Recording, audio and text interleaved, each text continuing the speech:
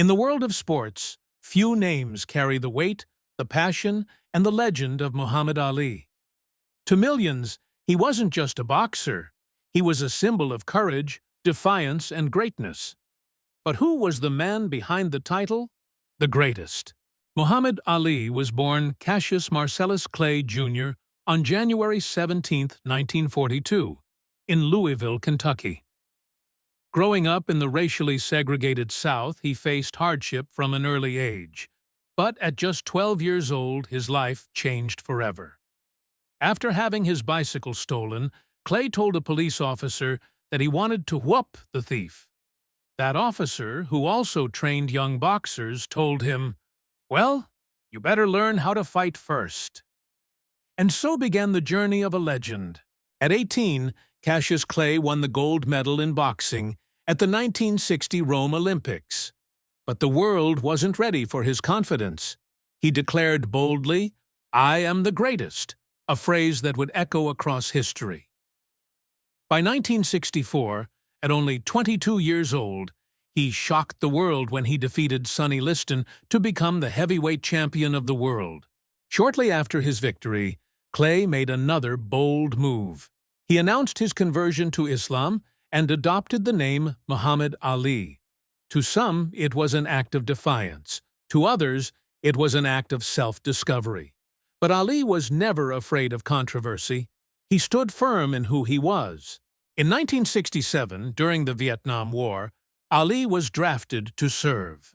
But he refused. His words were clear: "I ain't got no quarrel with them Viet Cong." This decision cost him dearly. He was stripped of his title, banned from boxing, and faced the possibility of prison. For over 3 years, Ali was forced out of the ring during the prime of his career. But his stand made him more than an athlete. It made him a global voice for justice. There it goes, the same left hook, and down goes Ali. Down goes Ali. Knocked down again, and immediately he's up on his feet, indicating the kind of courage he has. Ladies and gentlemen, here comes the decision. Johnny Addy. Referee Arthur McCanty scores it 8-6, 1 even for Frazier. 1 vote for Joe Frazier. Adi Idala, 9-6 for Frazier. Frazier is the winner. Frazier is the winner. Bill wrecked, 11 rounds for Frazier, 4 Ali, 1 11 and 4. The winner by unanimous decision Joe Frazier, who and retains still his heavyweight title. heavyweight champion of the world, Joe Frazier. Joe Frazier. Ali returned to boxing in 1970, and what followed were some of the most legendary fights in history.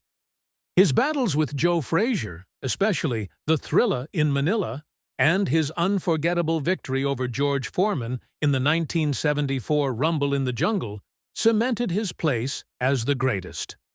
Ali's unique style, his lightning footwork, his fast hands, and his ability to float like a butterfly, sting like a bee, redefined what heavyweight boxing could be.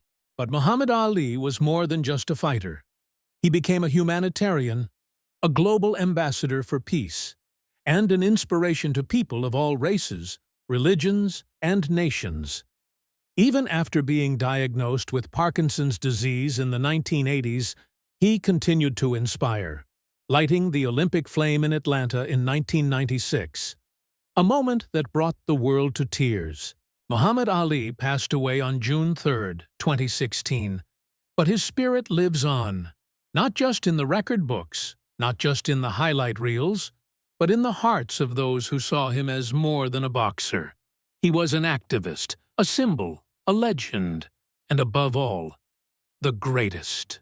This was the story of Muhammad Ali, a man who refused to be defined by limits, who fought battles both inside and outside the ring, and who showed the world the true meaning of greatness.